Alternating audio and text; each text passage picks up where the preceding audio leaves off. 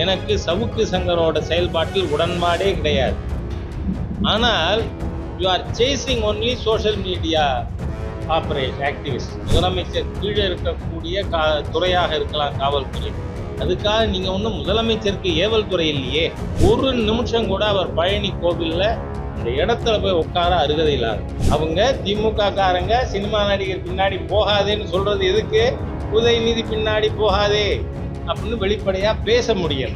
வந்தவுடன் செந்தில் பாலாஜி சிறையில் இருப்பார். பகவானே பார்த்து அதுதான் பண்ணியிருக்கான். திமுக ஆட்சிக்கு வந்தது, செந்தில் பாலாஜி ஜெயிலுக்கு போனார். இன்னைக்கு தியாகம் பண்ணியிருக்காருன்னு பேசுறது வேண்டாம். வடிவேலு நான் சொல்லக்கூடாது, முதலமைச்சர் சொல்றத அவர் முடிவு பண்ணிக்கணும். தமிழகத்துல சட்டம் ஒழுங்கு கேலி கூத்தாக மாறி போயிருக்கு. என்ன காரணம்? காவல்துறை ஹீனஸ் கிரைம் செய்யறவங்களை பற்றி கவலைப்படுறதில்லை. யாரா இந்த அரசாங்கத்துக்கு எதிராக சோஷியல் மீடியாவில் பதிவு போடுறான்னு பூரா போலீஸ் ஃபோர்ஸும் அதில் என்கேஜ் பண்ணலாமா? இப்போ உதாரணமாக நேற்றுக்கு முன்தினம் திரௌபதி பட இயக்குனர் மோகன்ஜி எதுக்கு நேற்றுக்கு ஈவன் சுப்ரீம் கோர்ட்டில் மாநில அரசுக்கு சரியான அடி. ஏன்னா எனக்கு சவுக்கு சங்கரோட செயல்பாட்டில் உடன்பாடே கிடையாது. ஆனால் you are chasing only social media operation activist. Police சட்டவிரோதமாக குற்றங்கள் செய்கிறவங்களை பார்க்க மாட்டேங்குது, அதில் கவனம் செலுத்தலை. அது முறையற்ற செயல்.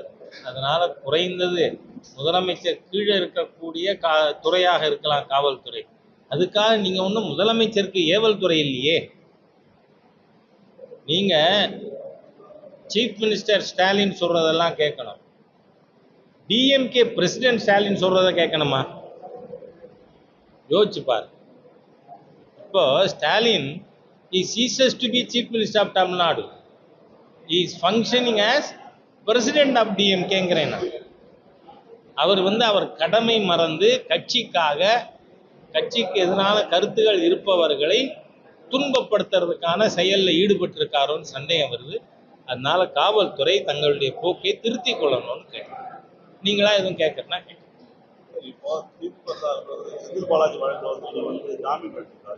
ஜாமீன் கிடைச்சிருக்கா, அந்த ஜாமீன் நிறுத்தி வைக்கப்பட்டிருக்கா, பல கருத்து வந்துட்டு இருக்கா. அதனால அதில் நான் இப்போதைக்கு கருத்து சொல்லலை. அது தெளிவானதுக்கு அப்புறம் சொல்றேன்.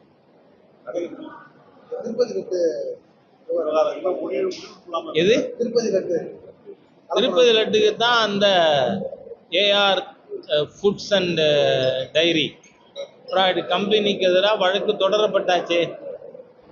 வழக்கின் கீழ் இருக்கும் பொழுது நான் ஏற்கனவே கேட்டிருக்கேன் அந்த கம்பெனியிலிருந்து. ஏன்னா இது ஏதோ குற்றச்சாட்டு யாரோ சொன்னாங்க, அதுக்கப்புறம் வழக்குன்னு இல்லை.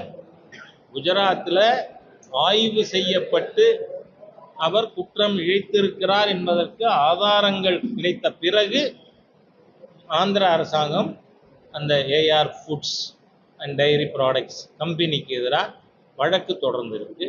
அதனால தமிழ்நாட்டில் எந்த கோவில்களிலும் இந்த கம்பெனியிலிருந்து அவர்கள் நீதிமன்றத்தால் நிரபராதி என்று தீர்ப்பு வரும் வரை பொருட்கள் வாங்கக்கூடாது. ஒன்று. ரெண்டாவது, அவரே பழனிக்கு தக்காரா இருக்காருன்னு தகவல். அந்த ராஜசேகரா உடனடியாக ரிமூவ் பண்ணணும். ஏன்னா கோடிக்கணக்கான இந்துக்களின் மத உணர்வை காயப்படுத்திய செயல் குற்றம் சாட்டப்பட்டது. அதனால ஒரு நிமிஷம் கூட அவர் பழனி கோவில்ல அந்த இடத்துல போய் உட்கார அருகதை இல்லாத. அதனால அவரை உடனடியாக அதுலேருந்து நீக்கணும்னு கேட்டுக்கிறேன். திமுக அமைச்சர்கள் தொடர்ந்து பார்த்தீங்கன்னா எல்லா மீட்டிங்லையும் சினிமா நடிகர்கள்லாம் போவாதீங்க, அவங்களுக்கு நீங்க மனசுல இருக்கு, அதை வெளிப்படையா பேச முடியல. ஸ்டாலினை கண்டு பயம். அவங்க என்ன சொல்றாங்க? உதயநிதி பின்னாடி போகாதீங்க, அவர் சினிமா நடிகர் தானே. அதனால புரியுதா உங்களுக்கு? இப்போ புரிஞ்சிடும். அவங்க திமுக காரங்க சினிமா நடிகர் பின்னாடி போகாதேன்னு சொல்றது எதுக்கு? உதயநிதி பின்னாடி போகாதே அப்படின்னு வெளிப்படையா பேச முடியல. அதனால் சரியா? நல்லது, நன்றி, விஜய் மாநாடு நடத்துறது. வாழ்த்துக்கள். அது எப்படி திமுக சைடு தான் அவங்களுக்கு தொந்தரவு அதிகம் கொடுக்கப்படுன்னு சொல்ற பல பேர் பேசுறாங்க. ஏன் கொடுக்குறாங்க சார்? இப்போ அவர் எதெல்லாம் பேசுறாரு? நீட்டு பத்தி பேசுறாரு. யாரோட குரலா?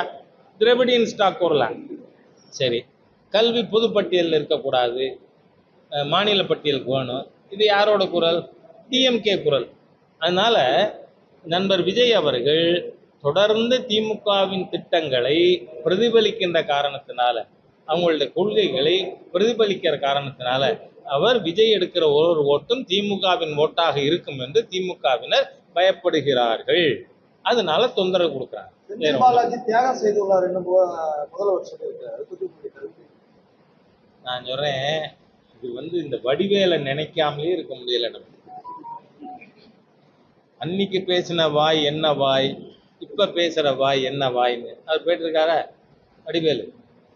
குளித்தலையில தேர்தலுக்கு முன்னாடி திரு ஸ்டாலின் அவர்கள் என்ன சொன்னாரு? எனக்கு நல்லா ஞாபகம் இருக்கு. திராவிட முன்னேற்ற கழகம் ஆட்சிக்கு வரும், வந்தவுடன் செந்தில் பாலாஜி சிறையில் இருப்பார். பகவானே பார்த்து அதுதான் பண்ணியிருக்கான். திமுக ஆட்சிக்கு வந்தது, செந்தில் பாலாஜி ஜெயிலுக்கு போனார். அப்படி இருக்கிறத இன்னைக்கு தியாகம் பண்ணியிருக்காருன்னு பேசுறது வேண்டாம். வடிவேலு நான் சொல்லப்படாது, முதலமைச்சர் பொறுத்தவரை அவர் முடிவு பண்ணிக்கிட்டேன். நன்றி. ஓகே. இது போன்ற செய்திகளை மேலும் தெரிந்து கொள்ள எங்களது யூடியூப், ஃபேஸ்புக் மற்றும் ட்விட்டர் ஆப்களை சப்ஸ்கிரைப் செய்யவும்.